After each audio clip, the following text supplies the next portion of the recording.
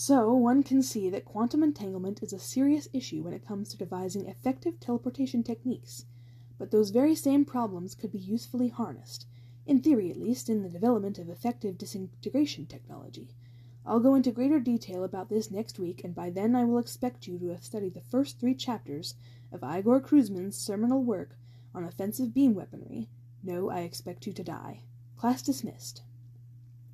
Professor Pike stepped down from the lectern at the front of the classroom and began to pack his papers into his battered old case. "Oh, thank God that's over," Shelby sighed. "What are you talking about?" Laura said, sounding genuinely surprised. "That was fascinating. If we could just figure out the quantile molecular reassembly algorithm, well, the sky's the limit." "I don't know," Otto replied, sounding similarly enthused. "The Einsteinian constraints are so specific in such cases that—" "And so it begins," Wing said to Shelby and Lucy. "They'll just rattle on at each other like that for another half-hour now." Shelby groaned as Otto and Laura continued to chatter away. "They should just figure out a way to directly connect their brains to each other. At least that way none of the rest of us would have to listen to them." "I would be careful suggesting such a thing," Wing said. "They might just do it." "So, how did you find your first day?" Shelby asked Lucy as the students began to slowly file out of the classroom and into the hallway. "I feel I'm a bit out of my depth, to be honest," Lucy replied with a small sigh. "It's a lot to take in at once. I just feel like I've got so much catching up to do." "Don't worry," Shelby said, smiling. "That feeling only lasts a couple of years and counting," Wing interrupted. "Just ignore tall, dark, and grumpy here," Shelby said. She put her arm around Lucy's shoulders. "The fact of the matter is that within a couple of weeks, all of this will seem quite normal. That's when you know you've really got a problem. But I've found a solution. Something that can make all of the weirdness worth putting up with. Something I like to call Senior Boys Water Polo Practice. Every Wednesday night, bring refreshments." "Sounds good," Lucy said with a smile. "Oh, it is," Shelby replied. "I like to think of it as a kind of art form, just with, more rippling torsos." "Now you're making me feel dirty for attending," Laura said, having finished her brief quantum dynamics discussion with Otto. "All I really care about is that Hive's way more interesting than a normal school," Laura said, if a little weirder. "I think the stealth and evasion lesson was the strangest," Lucy said. "Not so much the lesson as the teacher, actually. I mean, Miss Leon. She's, well—" "A cat?" Otto offered with a cheery smile. Yeah, that's really the only way of putting it," Lucy said, sounding slightly bewildered. "Don't worry, you get used to it," Shelby said. "Besides, it's only when the giant mutated flesh-eating plants and android ninjas are around that things get really weird." Lucy started to laugh, but stopped when she saw the expression on the other students' faces.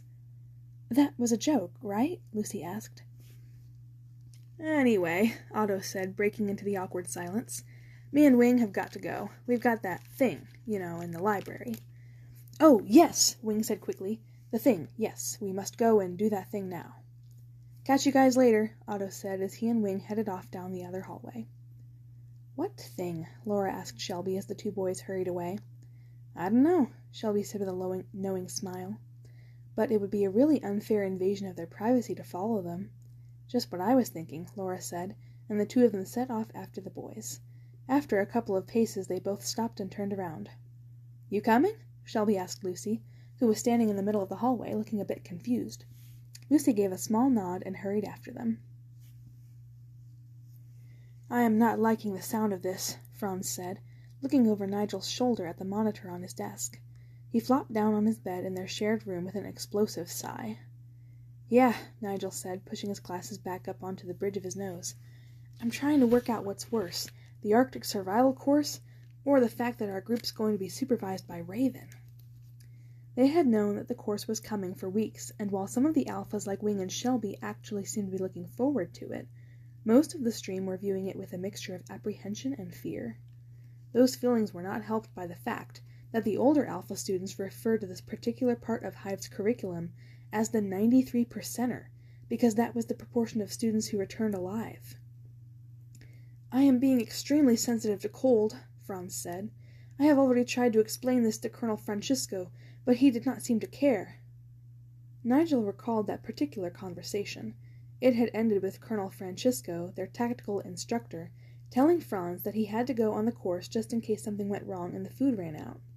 The colonel had then gone on to explain to the rest of the class that they could, in theory, live off Franz for a week. Nigel was fairly sure it had been a joke. "Well, there's no getting out of it now," Nigel said with a sigh. "On the positive side, it does mean that we get to leave the island for a few days." It had been a long time since either of them had left Hive, and while all their needs were catered to by the school and they lived in relative comfort, it would still be nice to have a change of scenery. Suddenly, the entry buzzer sounded, and Nigel got up and pressed the switch to open the door. "Oh no, not again," Nigel said as the door hissed open. Standing outside were Block and Tackle, who, despite stiff competition, were the most notoriously thuggish members of the Hive's henchman stream. Hive was sorted into 4 separate groups, or streams, each containing students who had a unique set of abilities. There was the political and financial stream, who wore gray uniforms, the science and technology stream, who wore white uniforms, the alpha stream, the future leaders of villainous organizations, who wore black uniforms, and finally, the henchman stream. Their blue uniforms were indicators that the only real talent they appeared to have was the ability to break any given bone in your body in the minimum amount of time possible. "What do you want?" Nigel said irritably. "We just wondered if there was anything you needed doing," Block asked politely. "Anything at all," Tackle added. Nigel sighed. Up until fairly recently, these two would have liked nothing more than to bully or torment Nigel and Franz in some new and inventively sadistic way, but ever since Nigel's father, Diabolus Darkdoom, had become the head of the Glove Ruling Council, they had rather substantially changed their tune. Nigel did not miss getting his head flushed down the toilet, but their behavior was now, in its own way, just as unpleasant. "No, thanks, I'm fine," Nigel said with a sigh. "The bathroom is needing a clean," Franz piped up from behind Nigel, jerking his thumb at the door at the back of the room. Block and Tackle looked at each other, clearly unsure of what to do. "No, it's okay, Franz is just joking," Nigel said, shooting an angry look at his roommate. "I am?" Franz replied, slightly surprised. "Yes, there's nothing we need at the moment, but thanks for asking."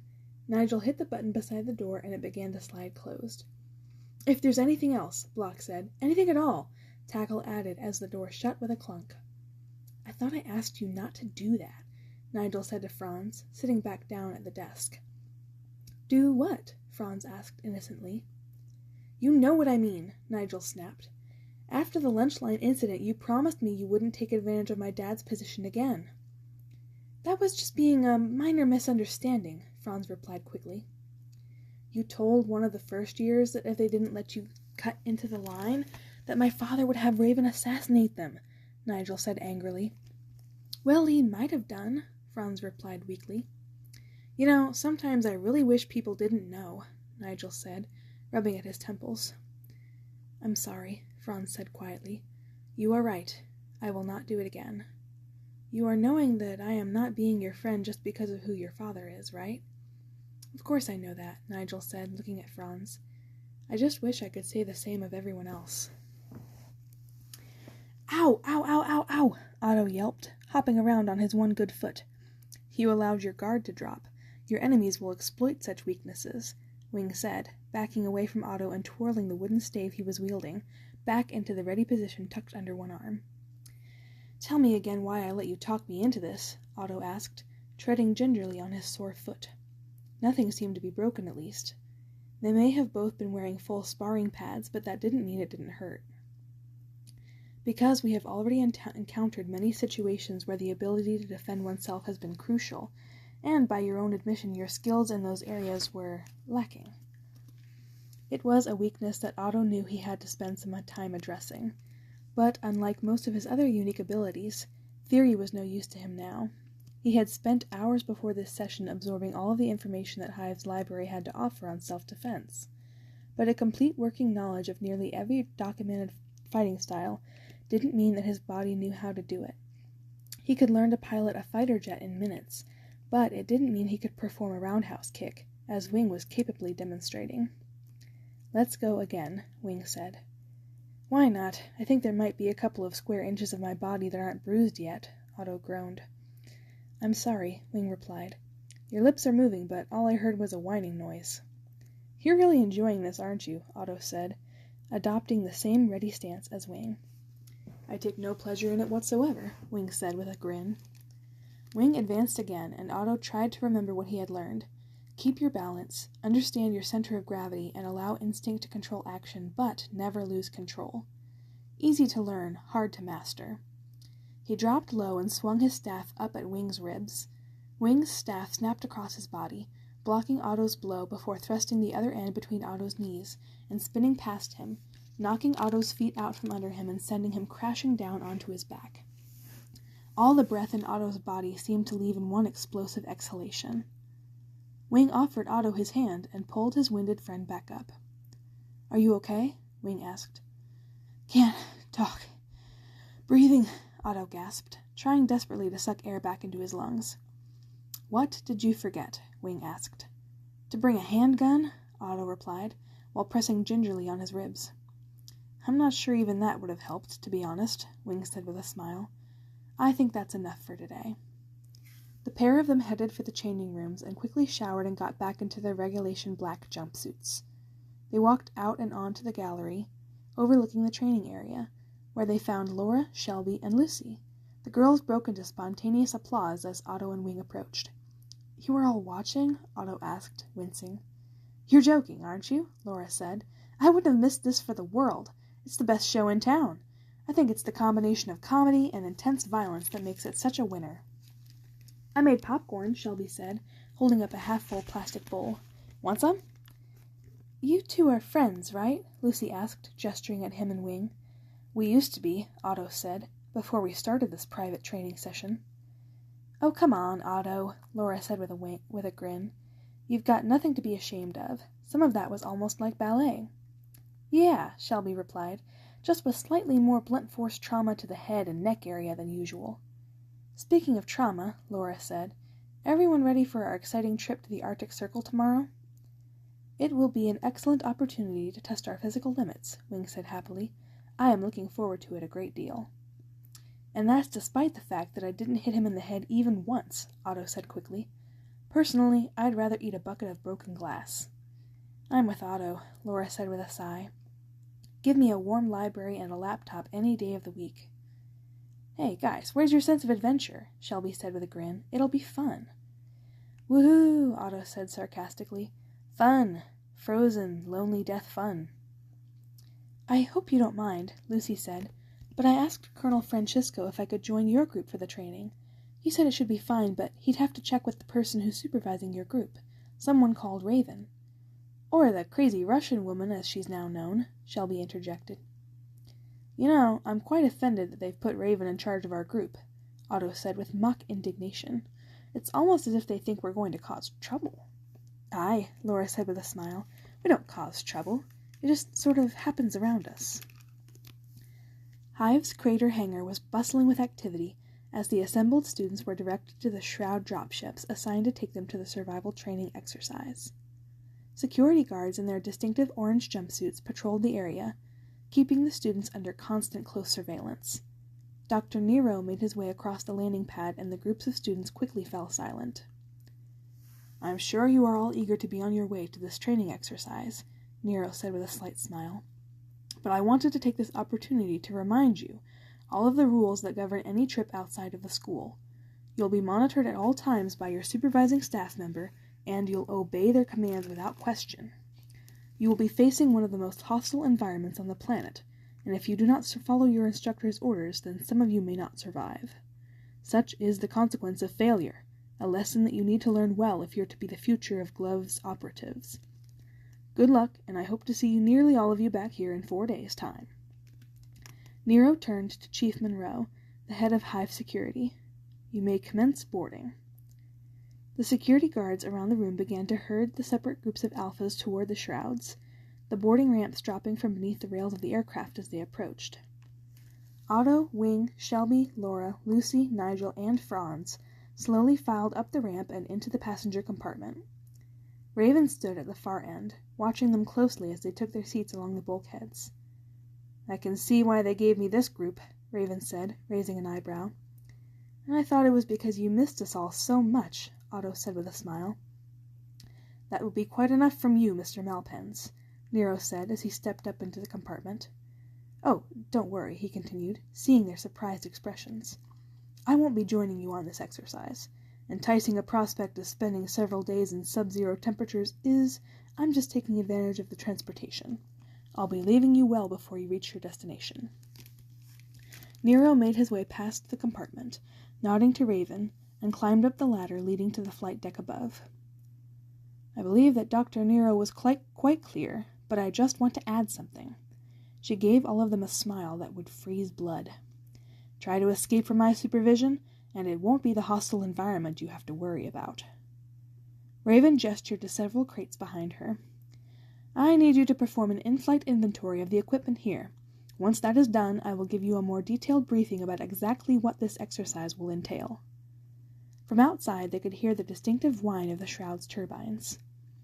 It appears that we are ready to depart, Raven continued. Strap yourselves in for takeoff. I will return once we are airborne. Raven climbed up the ladder to the flight deck, where she found Nero buckling himself into one of the seats behind the pilot, who was performing his final pre-flight checks.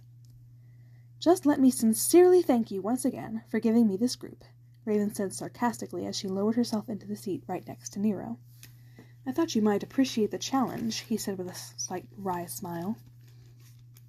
Interesting to see that they've taken Miss Dexter under their wing, Raven said as the shroud began to rise slowly out of the crater.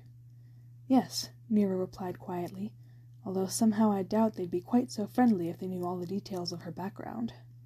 Clearly she hasn't discussed it with them yet, Raven said as she strapped herself into the final spare seat in the cockpit. And if she has any sense, she never will. Chapter 3. Jason Drake stood watching as the last of his men filed on to the enormous aircraft that stood on the runway. He was a handsome man in his early 40s, with short dark hair and an immaculately trimmed goatee beard. He wore an exquisitely cut and obscenely expensive suit that perfectly fit his position as the CEO of one of the world's most successful technology companies. He had made his first $1 million when he was 17 years old, selling the first generation of unmanned surveillance aircraft to the Air Force, and had never looked back.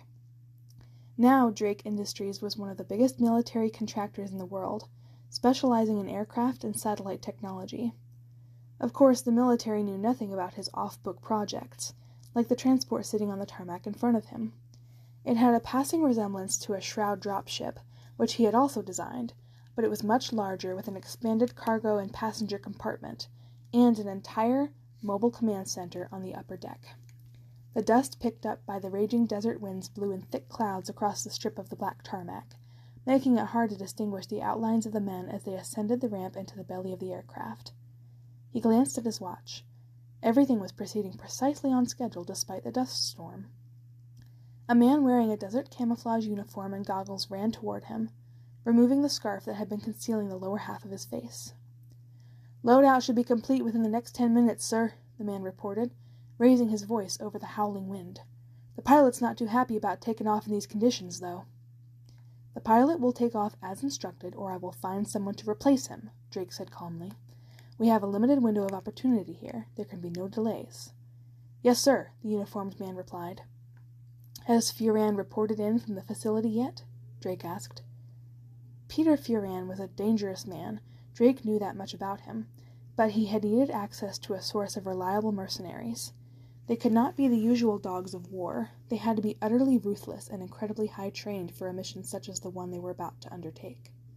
His fellow members of the Disciples had assured him that Furan was the only man for the job. Drake had tried to do a little investigation into Furan's past, but it appeared that no records existed. He knew how difficult and expensive such a lack of records was to arrange, and it made him slightly uneasy, but he could not fault the quality of the men that Furan had delivered.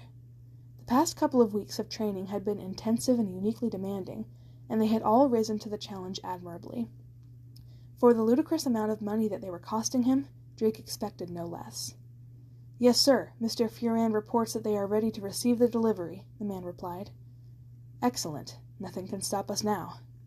Drake smiled to himself. All his planning of the past months was finally coming to fruition.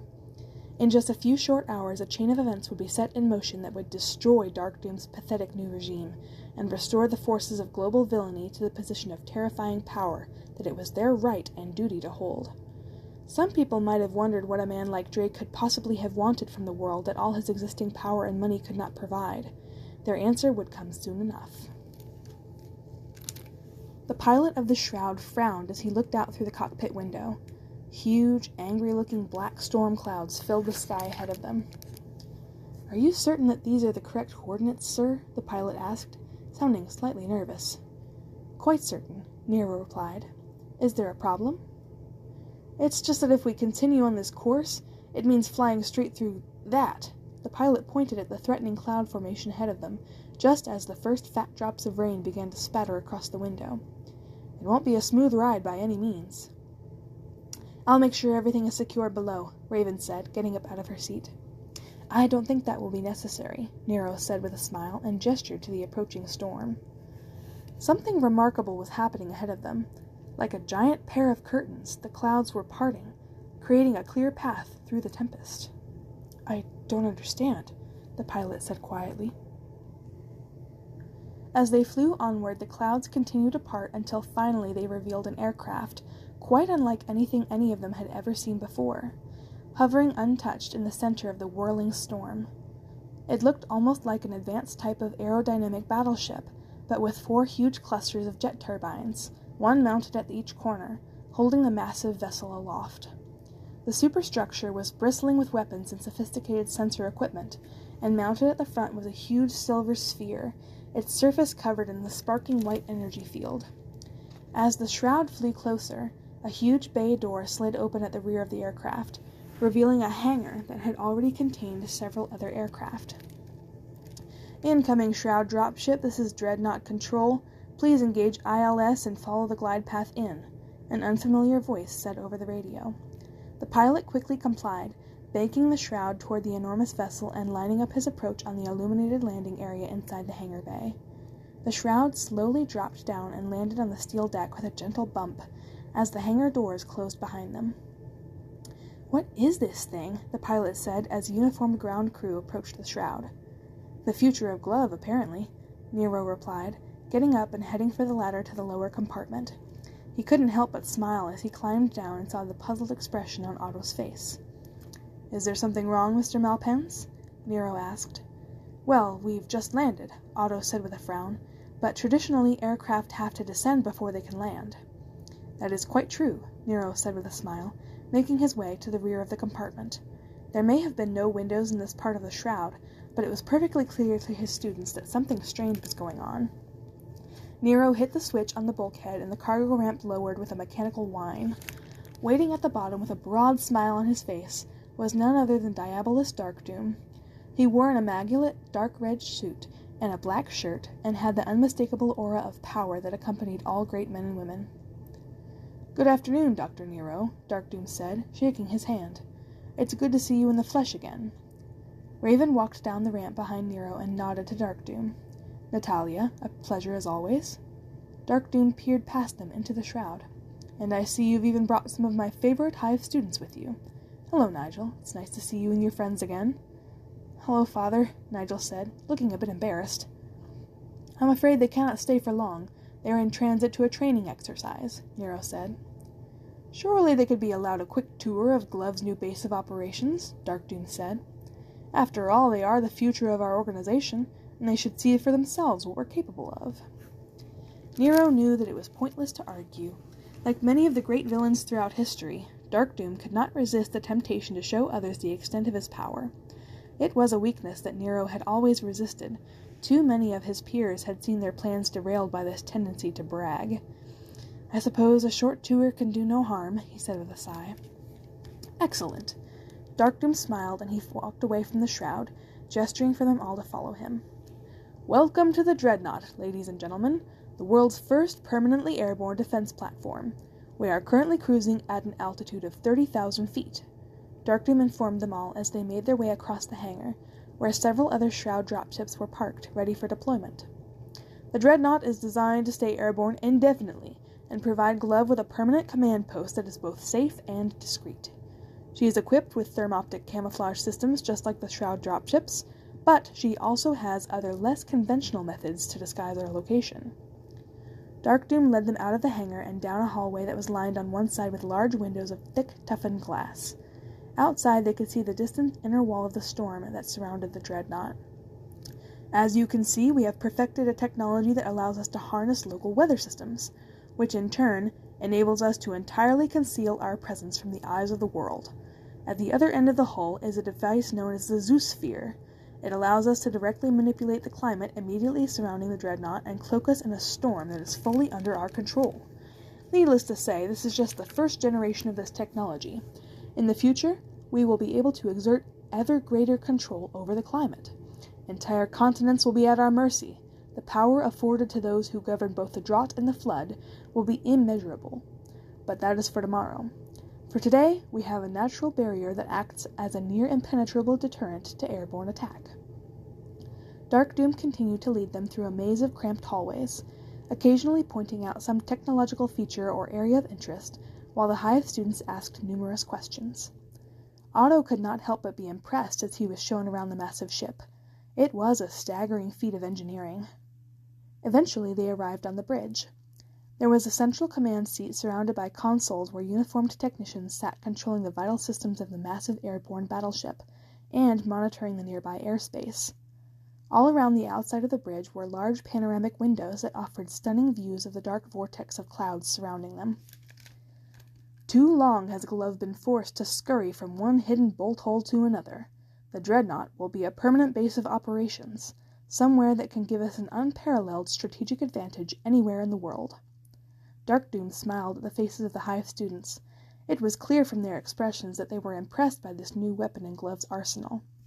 Any more questions? The power requirements to keep this thing in the air must be enormous, Otto said, looking at the consoles and displays that surrounded them. How are you keeping the lights on? As ever, Mr. Malpens, straight to the heart of the matter, Dark Doom said with a smile. The Dreadnought is powered by the world's first functioning fusion reactor, something of a technological marvel in itself. In essence, we have harnessed the power of a star, and as such there is never any need to refuel. Isn't that dangerous? Laura asked. Surely if the core were to overload. We have taken every precaution, Miss Brand. This technology, while new, is quite reliable, I assure you, Dark Doom replied. He glanced at Nero, who discreetly tapped the face of his wristwatch. I'm sure you have many other questions, but I fear Dr. Nero is eager for you to continue your journey, and he and I have much to discuss. Perhaps you might serve aboard this ship yourselves in a few years' time when you have completed your studies at HIVE. But for now, I'm afraid I must return you to Raven's capable hands and wish you a safe journey onward. Nero watched as Raven and the students filed off the bridge, heading back to the hangar bay. They are an impressive group, Max. They do you and your school great credit, Dark Doom said as he watched them leave.